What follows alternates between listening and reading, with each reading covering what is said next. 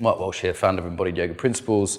Embodied Yoga Principles is a set of principles that can be applied to any kind of yoga for getting yoga off the mat into our life, also for maximizing the insight that we have about ourselves during yoga. So we have many ways to work, many postures, flows, exercises.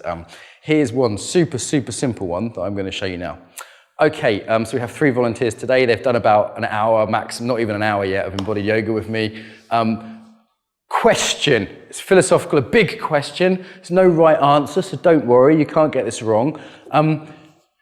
What is the posture you want to be remembered as? So I'll describe this, what I mean. Imagine there's a statue right in the middle of Red Square, and it's, we're in Moscow, so it could be Trafalgar Square. And it's 100 meters tall, and it's a view. First of all, notice your response to that. Is it like, yup? Or is it like, oh my God? Yeah, how is this response to being like remembered, to being big? And now, what would that posture be in? How do you want to be remembered? For example, it could be like, I want to be remembered as this, or it might be as this, or whatever. So how do you want to be remembered? Go.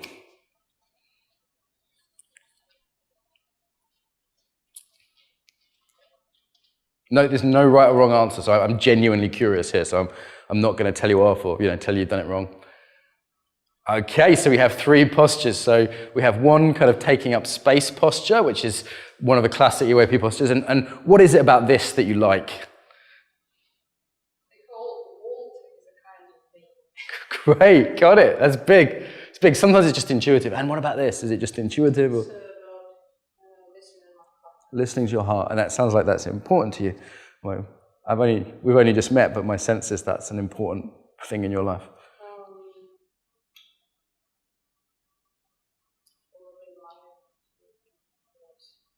Okay, beautiful.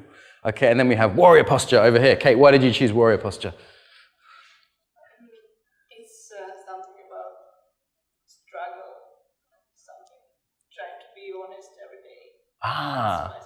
Okay, great. So what we're doing is we're revealing values, we're revealing something quite deep. Now, if these were my coaching clients, we could have a hell of a good coaching conversation right now about love or about struggle or about, the whole world. We've gone straight into something really important here, yeah? Super deep thing we've gone right into, and then we could explore it through conversation or coaching or meditation, dance, art, whatever. There's lots of ways to explore it.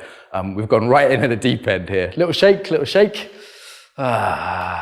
We might then ask, is your life living that way?